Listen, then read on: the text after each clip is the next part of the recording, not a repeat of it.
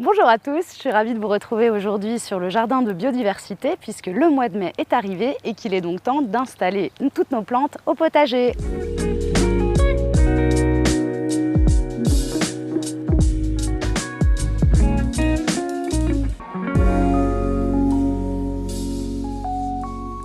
Alors aujourd'hui, on va particulièrement s'attarder sur la plantation des tomates et de plantes compagnes qui s'associent très bien avec. Donc j'ai choisi du basilic ainsi que de la tagette qu'on appelle communément œillet d'Inde et qui va être très utile pour protéger nos plants potagers de plein de prédateurs. Voyons déjà quel matériel nous allons devoir utiliser. Des plantes bien sûr, si on choisit d'installer des tomates, il nous faudra également des tuteurs qui peuvent être en bambou ou en métal, de la ficelle pour pouvoir les attacher, et de l'amendement, qu'on peut aussi appeler engrais organique, qui va nous permettre de nourrir nos plantes. Ça peut être du fumier décomposé, ça peut être du terreau assez riche. Dans notre cas, on a choisi un mélange d'algues et de fumier de cheval, et bien sûr d'une pelle pour creuser. Passons à la mise en pratique. Alors, dans le cas de la tomate, c'est un petit peu particulier. Vous pouvez voir que le long de sa tige, il y a plein de petits poils qui ne demandent qu'à se transformer en racines. Et plus la tomate aura une partie racinaire importante, plus la partie aérienne va être forte, solide et nous donner plein de jolis fruits. Du coup, on va pouvoir se permettre de l'enterrer au moins une dizaine de centimètres sur la tige pour renforcer cet effet. Du coup, il nous faut couper les feuilles en trop et il va ensuite falloir creuser une profondeur suffisante pour l'enterrer jusque-là. Si vous n'avez pas la profondeur de terre suffisante, une astuce peut consister à la planter penchée. Je vous rassure, la tomate va très vite se redresser et comme ça, elle aura également une partie racinaire importante dans le sol.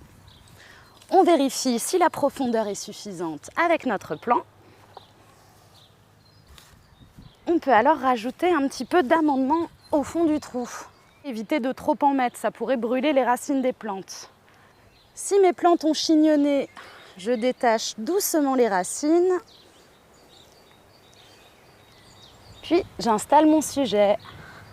N'oubliez pas d'installer votre tuteur dès le début parce que la tomate n'en a pas forcément besoin maintenant, mais si j'attends un mois pour l'installer, les racines vont s'être déjà développées et en plantant mon tuteur, je risque de les abîmer. Ensuite, je remets la terre, évidemment. J'appuie pour tasser et c'est l'arrosage que je vais faire ensuite qui va permettre à mes racines de bien s'installer. Une fois que tout ça est fait, vous n'avez plus qu'à noter le nom de votre variété et à pailler autour pour limiter l'évaporation de l'humidité. Et on n'oublie pas la ficelle pour pouvoir les attacher. Pour nos autres plantations, ça va être la même chose en encore plus facile. On va creuser le trou en fonction de la taille de la plante. N'hésitez pas à bien arroser avant de planter, ça facilitera la reprise et ça vous évitera d'abîmer trop les racines. Là, on a déjà un joli chignon que je vais détacher doucement.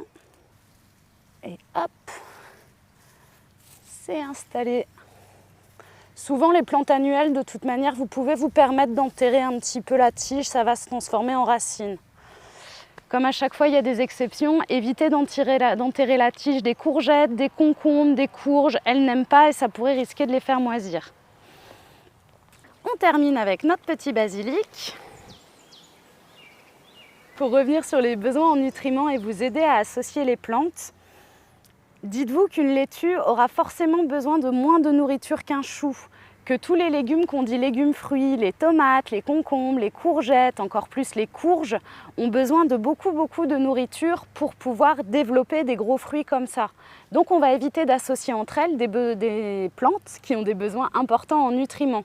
Par contre, on pourra associer des tomates qui sont des légumes gourmands avec des basilics qui vont bien moins demander en termes d'énergie pour se développer. Et dans tous les cas, les fleurs seront toujours nos alliés.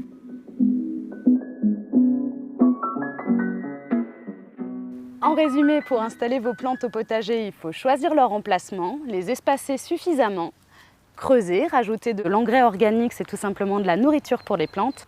Pensez aux tuteurs dès la plantation, dans le cas de tomates par exemple.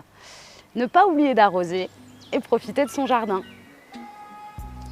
Si vous voulez continuer à découvrir tout ça, n'hésitez pas à venir nous voir à Biodiversité. On cherche actuellement des services civiques et toujours des bénévoles pour venir jardiner avec nous.